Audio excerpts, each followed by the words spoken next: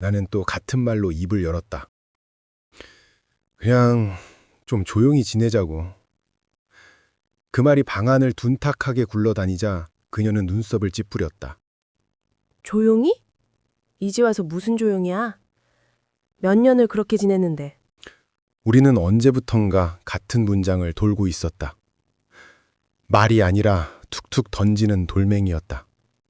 서로만의 성을 쌓아 올리다 어느새 성벽이 되어버린 말들. 날카로운 모서리 하나가 우리를 계속 찌르는 중이었다. 거실 테이블 위에는 반쯤 남은 컵라면과 접시, 두 사람이 쓰다 던져둔 수건이 무심하게 겹쳐져 있었다. 창문 밖으로는 습기가 내려앉아 가로등이 번들거렸고 그 빛은 그녀의 뺨을 일그러지게 했다. 나는 그 뺨에 한번 손을 대보고 싶었지만 손이 닿기 전 입이 먼저 움직였다. 네가 조금만 변해주면 되잖아. 나만 바꿔야 해? 변하라고? 변하라는 건 네가 먼저 변하라는 말 아니야? 왜 늘 그렇게 제멋대로야? 말다툼은 우리의 일상이 되었다. 작은 것들이 폭발하면 둘은 옛 영웅처럼 서로의 결점만을 들고 싸웠다. 설거지, 잠드는 시간, 아이가 없는 공백, 혹은 아무 이유 없는 냉소. 어느 것 하나 충분히 치명적이었다. 그 모든 것은 매번 재포장되어 같은 상자에 담겨 우리에게 전달되었다. 나는 지쳤다. 그 말 자체가 진부하게 들리지만 진부함이 사실일 때 선명해진다. 피곤은 말보다 더 깊은 곳에서 온다. 아침부터 쌓인 작은 배신들, 서로의 기대에 치여 생긴 미세한 금이 쌓여 골짜기가 되었다. 그녀도 피곤해 보였다. 눈밑 다크서클이 늘어났고 웃음은 더 이상 입술에서 번지지 않았다. 우린 왜 이렇게 되었을까? 내가 작게 물었다. 그녀는 잠깐 창밖을 보더니 마치 오래된 약속을 떠올리듯 손바닥으로 이마를 쓸었다. 모르겠어. 어쩌다 이렇게. 그냥 시간이었나 봐. 그 시간이라는 말이 우리를 가장 아프게 했다. 시간이란 것의 무정함은 서로를 바꿀 기회를 주지 않았다. 우리는 기회를 말하며 서로를 재촉했고 재촉당한 마음은 더 성급하게 다쳐버렸다. 그녀가 한숨을 길게 내쉬었다. 숨결에 담긴 건 분노도 원망도 아닌 피로였다. 나는 소파 등받이에 기대에 숨을 크게 쉬었다. 그 순간 시야가 잠깐 흔들렸다. 마치 카메라 초점이 어긋난 듯 아내의 얼굴이 흐려졌다가 다시 또렷해졌다. 뭐지? 속으로 중얼거렸지만 곧 아무렇지도 않은 척 고개를 돌렸다. 피곤해서 그럴 거라고 스스로를 달랬다. 머리가 지끈거렸다. 요즘 들어 잦아진 두통이었다. 단순한 피로라고 치부하기엔 이 이상한 통증은 내 안에서만 웅성거리는 듯했다. 순간 방금 전 그녀가 했던 말을 떠올리려 했는데 뭐라고 했지? 변하라고? 아니, 그건 전에 했던 말이었나. 짧은 기억이 붕괴져 사라졌다. 나는 헛웃음을 삼켰다. 그녀가 나를 이상하게 바라봤지만 나는 애써 모른 척했다. 그냥 자. 목소리는 낮고 건조했다. 그것은 포기와 명령의 중간 같았다. 나는 고개를 저었다. 아니, 말해. 우리는 서로의 요구를 주고받았다. 말하기를 원하면서도 아무 말도 다시 꺼내고 싶지 않은 모순. 입은 열렸지만 내용은 가벼운 종이 조각처럼 바람에 휘날렸다. 결국 말은 소모되고 소모된 말은 의미를 잃었다. 나는 조용히 일어나 방으로 향했다. 발걸음은 무겁고 계단의 나무 소리는 집안을 조심스럽게 울렸다. 방 문을 닫는 순간 그녀의 숨소리와 생활 소음들이 모두 작아졌다. 문틈으로 새어들어오는 불빛에 서류들이 어슴풀에 비쳤다. 침대 위에 몸을 던지자 이불의 냄새가 코끝을 스쳤다. 그녀가 매번 쓰던 섬유유연제 향이었다. 그 향이 이제는 익숙하면서도 낯설었다. 천장을 바라보다가 눈꺼풀이 저절로 무거워졌다. 두통은 점점 심해져 머릿속을 조이는 것 같았다. 순간 손끝이 저릿하며 컵을 답다 놓친 기억이 스쳤다. 그게 오늘이었나 어제였나 잘 구분이 되지 않았다. 숨을 깊게 들이마셔 보았지만 공기는 이미 차단된 것처럼 얕았다. 나는 그제야 내가 얼마나 피곤한지, 얼마나 지쳐 있는지 실감했다. 잘 자. 그녀의 목소리가 복도 쪽에서 들려왔다. 그것은 인사였지만 어쩐지 작별처럼 들렸다. 나는 대답하지 못했다. 목소리가 굳어 올라왔다가 꺼졌다. 대신 눈을 감았다. 어두움은 빠르게 다가왔고 머리끝에서부터 천천히 퍼져내리는 무거운 밀도가 온몸을 감쌌다. 소리는 멀어지고 숨소리만이 남았다. 가느다란 모서리로 남아있던 분노도 후회도 모든 말도 눈꺼풀 아래로 밀려들어갔다. 나는 그 어둠 속으로 천천히 가라앉았다. 눈꺼풀 사이로 마지막으로 보인 것은 복도 끝에 서 있는 그녀의 실루엣이었다. 그녀는 멈춰서서 나를 바라보고 있었다. 나는 무언가 말하려 했지만 그 말은 받기 전에 사라졌다. 그리고 나는 잠시 동안 모든 것을 놓아버렸다. 와글와글한 소리가 귓가를 흔들었다. 처음엔 그게 아직 끝나지 않은 꿈의 찬양인 줄 알았다. 하지만 목도의 미를 스치는 다운 공기, 창밖으로 쏟아지는 매미 소리가 조용히 현실을 밀고 들어왔다. 꿈이라 생각했다. 오랜만에 느끼는 생생한 감각. 너무 오래되어 잊었다고 믿었던 온도가 낯설 만큼 선명했다. 땀 한 방울이 목을 타고 흘렀다. 누군가의 발자국 소리. 곧이어 내 어깨를 가볍게 흔드는 감촉이 전해졌다. 몽롱한 정신이 파도처럼 일렁였다. 현실 같은데 현실이 아닌 것 같았다. 그때 너는 매일 잠만 자니? 깜짝 놀라 번쩍 일어났다. 뽕연 시야가 점차 또렷해지며 눈앞에 책상과 교실 풍경이 들어왔다. 분필 냄새, 선풍기 소리, 창밖으로 쏟아지는 햇살. 이건 분명 꿈이 아니다. 깜짝이야. 놀랐어? 일부러 그런 건 아니야. 낯선 여자의 목소리가 들렸다. 그녀는 내 옆에서 웃으며 손을 내렸다. 쏟아지는 빛에 눈을 찡그리며 주위를 둘러봤다. 뭐야? 꿈이 아닌 건가? 나도 모르게 중얼거렸다. 꿈이겠니? 교복 자락이 눈에 들어왔다. 가까운 듯, 그러나 조심스럽게 거리를 둔 채 서 있었다. 그리고 나는 그 얼굴을 보고 숨이 멎었다. 너는? 나도 모르게 중얼거렸다. 같은 반인데 인사가 늦었지? 매번 혼자인 것 같아서 그냥 말 한번 걸어봤어. 그 웃음. 언젠가 사라졌던 오래전 기억 속의 미소였다.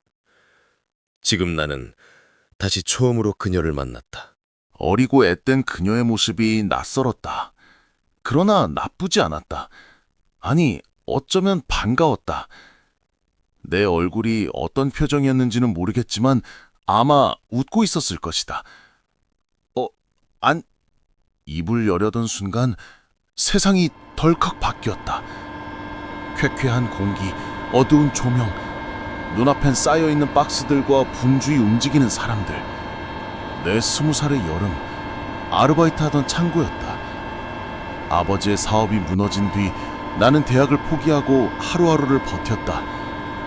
16시간, 17시간씩 일하던 날도 많았다. 집에 앉아있는 고요함보다 이 지친 소음이 차라리 나았다.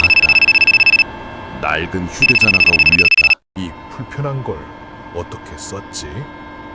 익숙한 멜로디에 피식 웃으며 화면을 봤다. 그녀였다. 오늘 저녁 콜? 그녀는 대학 생활로 바빴지만 가끔 나를 챙겨주곤 했다. 아마 그때의 그녀는 나를 좋아했을지도 모른다.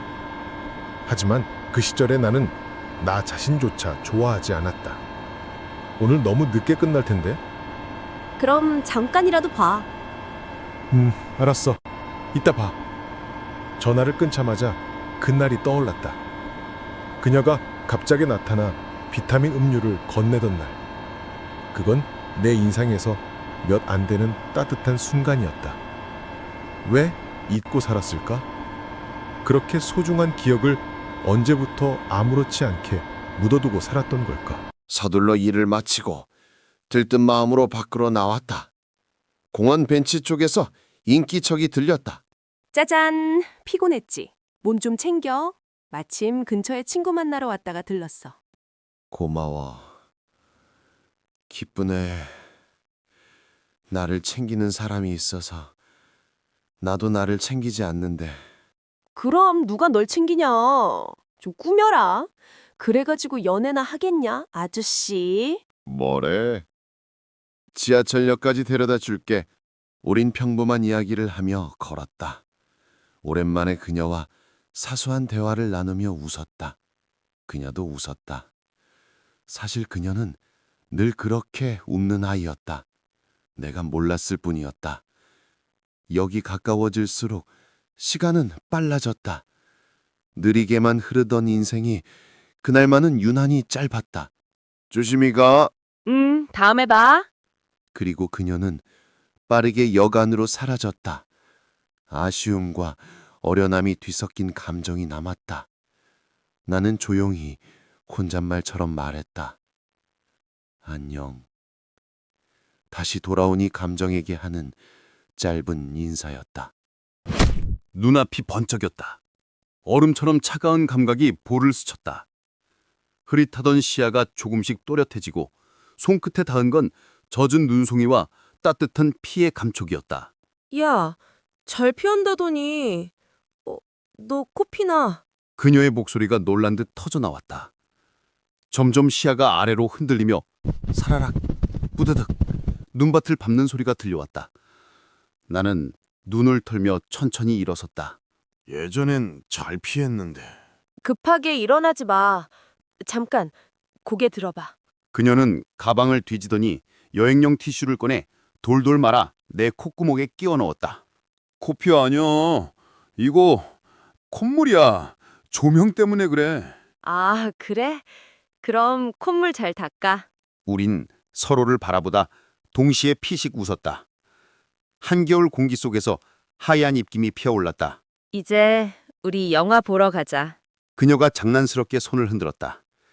그날은 그녀가 처음 고백했던 날이었다. 우리가 함께 본 그 영화는 지금까지도 내 인생 최고의 영화로 남았다. 극장 안. 나는 표를 사고 그녀는 팝콘과 콜라를 샀다. 작은 버터 냄새, 부스럭거리는 소리, 그리고 설레는 공기. 서로 조금은 떨어져 앉아 있었다. 살짝 손을 잡아볼까 생각했지만 이상하게 어색했다. 다 알고 있는 장면인데도 다시 겪으니 처음처럼 떨렸다. 짧은 영화가 끝나고 우리는 아무 말 없이 밖으로 나왔다. 버스 정류장까지 데려다 줄게. 응, 알았어. 그녀의 걸음에는 묘한 망설임이 묻어 있었다. 마치 중요한 말을 품은 사람처럼. 버스가 멈추고 그녀가 올라탔다. 나는 손을 흔들며 인사했다. 그녀가 탄 버스가 멀어지고 나는 천천히 다음 정류장 방향으로 걸었다. 익숙한 휴대전화 벨소리가 울렸다. 나 친구랑 약속이 갑자기 생겨서 좀 더 있을 건데 그때까지만 놀아줄 수 있어? 그녀의 목소리에 미소가 번졌다. 응, 다음 정류장에서 내려. 잠시 후 멀리서 버스가 서고 그녀가 내리는 모습이 보였다. 여기야! 내가 손을 흔들자 그녀가 이쪽으로 뛰어왔다. 너는 왜 여기로 와? 그냥 조금 걷고 들어가려고. 그녀는 잠시 머뭇거리다 조심스레 내 옆에 섰다. 어디 카페라도 들어가서 기다릴래? 그래. 카페로 향하던 길, 그녀가 걸음을 멈췄다. 야, 사실 내가 너를... 나는 그 말을 끝까지 듣지 않았다. 그녀의 떨리는 눈빛이 이미 말하고 있었으니까. 천천히 손을 내밀었다. 그녀의 손이 내 손 안으로 들어왔다. 응, 알았어. 그 순간 다시 처음 사랑에 빠졌다. 겨울 공기 속에서 그녀의 미소가 눈처럼 반짝였다. 고소한 냄새가 난다. 와글와글 사람들이 많은 곳인 것 같다. 눈앞으로 뿌연 짐이 천천히 올라온다. 내 앞에서 그녀도 마십대 음식을 먹고 있다. 처음 운전하는 건데 괜찮아? 안 피곤해? 괜찮아. 운전 재미있네. 내가 말을 하며 음식을 본다. 우동이었다. 처음으로 여행 가니까 신기하다. 그것도 자동차로 가니까 더 설레는 것 같아. 지금은 내가 첫 면허를 따고 함께 여행을 가던 때다. 거리도 멀고 초보 운전이라 고생도 많았지만 그녀와 더 긴 시간을 함께 할 수 있다는 생각에 즐거웠던 기억만 남아있다. 이것만 먹고 물 같은 거 사서 가자. 아직 한참 남았어. 자기는 커피 안 마시니까 차로 살까? 자기라는 호칭에 순간 움찔했다. 정말 오랜만에 들어보는 다정한 말이었다. 그래. 이제 가자. 우리는 자리를 비우고 카페로 향했다.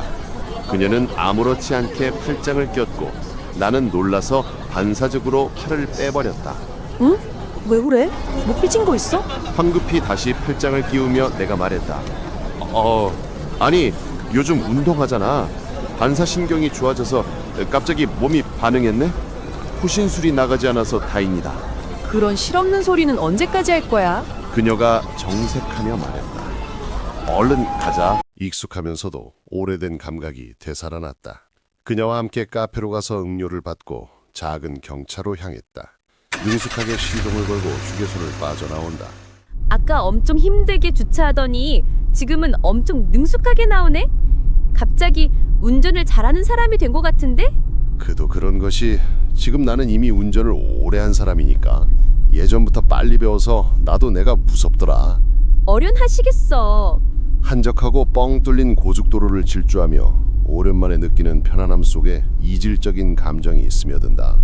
갑작스러운 꿈 같은 시간 여행 속에서 깨어나고 싶지 않은 마음이 점점 깊어진다. 그래서일까 이 적막한 평안을 가슴 깊이 느껴본다. 비릿한 냄새와 함께 코에서 액체가 흘러내렸다. 손을 들어 훔치자 이번엔 주르륵 주르륵 소리와 함께 무언가 왈칵 쏟아진다. 자기야? 나 코 좀 닦아줘. 옆에서 잠을 자고 있던 여자가 눈을 다 뜨지 못하고 일어났다. 응? 잠깐만 있어봐. 그녀는 아직 다 뜨지 못한 눈으로 허둥지둥 가방을 뒤적였다. 그 사이 눈앞이 점점 흐려진다. 머리가 뜨겁고 소리가 멀어진다. 이게 뭐야? 자기야, 왜 그래? 그녀의 비명소리가 멀리서 울렸다. 비명소리인가? 어지럽다. 자꾸 눈이 감긴다.